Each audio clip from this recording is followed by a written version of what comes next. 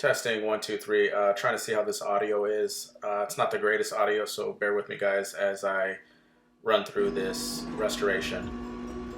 This is a 1977 Poptop Westfalia camper, color sage green.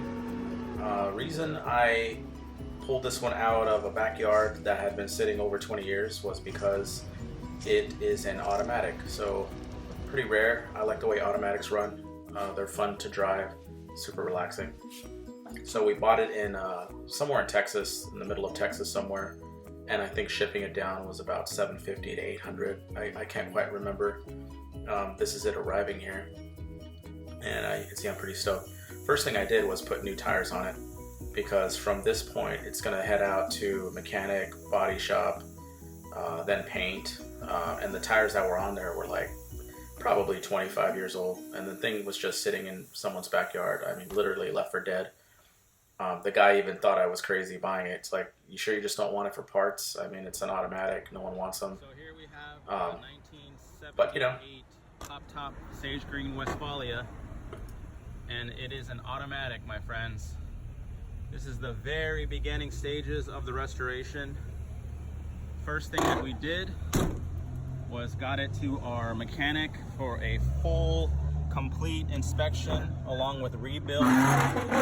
This is a completely rebuilt motor capable of getting you east to west coast, back and forth multiple times. 0 miles, fully rebuilt. It's too many things to list that are new. Transmission serviced. The brakes on this are completely brand new. In and out, everything about the brake system is new and replaced. Brand new tires, full electrical, although it may not look great right now with some of these rusty areas, but this will all be replaced. Metal replacements. Stay tuned, guys. This is going to be a great one. Excited to share it with you. Sage Green Poptop Westfalia coming your way.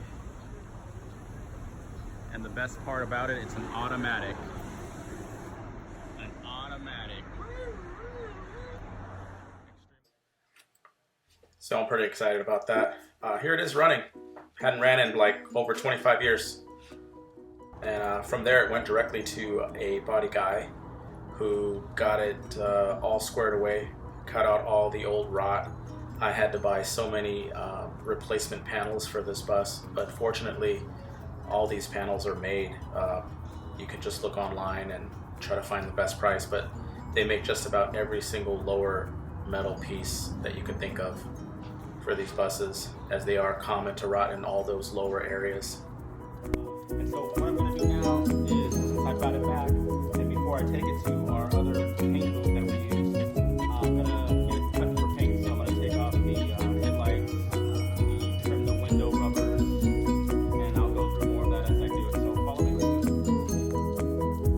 Okay, so these are just the turn signal lenses that are going to be replaced new. The foam rings will be new. This needs to come off. So all these little things are going to come off. These will come off. This will come off. We'll start taking off the door handles and things like that to get it ready for the paint booth. And actually to be prepped a little more too. It needs to be sanded and prepped. So, but this is just something that I do to make it a lot easier when I get it back. So much more is involved in getting these things prepped. And I know that I should have done a way better job of showing you guys what is involved besides just taking off lenses. But all the lenses come out, all the interior gets gutted out. The old tint will come off. It's just an old ratty tint. I mean, everything comes off. The door handles will come off. All the rubber trim, everything comes off, and just makes it a lot easier for the painter when it's time to spray it. Even sanding down the rest of the bus, smoothing everything out. So a lot more work goes into prepping that I didn't get to show you, but I think you guys get the idea. And here it is, back from paint, all done, clean and shiny. Still plenty of work to do at this point. The window rubbers are going on. I think they're already on in this one. I can't quite tell. It looks like they are already. Still have to put the rear tail light housing in, all the handles and stuff like that. It's going to come along real quick in this video. That's a sage green color. I don't quite remember the code, but that's what it is. And here it is, I think, with the tent put on, brand new tent, and probably a few more things were going on with it, starting to come together. As it was at paint and body, I had all the interior taken out and put together, so by the time it was back from paint and body, about a decent month and a half, all the interior was done and ready, waiting to go. So that's what that is right there. Quick glimpse of what I call the goodie table, because these are all the new items going on the Sage Green automatic Poptop Westfalia. Front floor mats. This is the rear floor mat. Needed an antenna. This one needed a sliding door mechanism. These things go out pretty often. Needs a back deck lid hatch locking mechanism. It also needs a brand new sliding door handle. Of course, rubber floor mat, steppers. These, what are these? Oh, windshield water nozzles, new ones. What's in this box? Let's see. Oh yeah, Dakota needs the back latch. Yeah, a little goodie table. So stay tuned. Closer and closer it's coming together here. This is just door panels in, rubber floor mats, that bottom lower rubber trim there for the seats. That always looks nice when you put those in. Yeah, I just repaired some of the Westfalia sinks and the cabinets and stuff. Some of that stuff was chipping off, so put fresh laminate on it. Went with a spare tire in the front. That was kind of a mistake that turned into a positive. The body guy forgot to plug up the holes in the front. It originally came that way, at least this model did when I bought it. And but I wanted to put an emblem, and then he didn't patch it up, so went back to the tire, which I like. It looks nice, especially a white one. Looks good.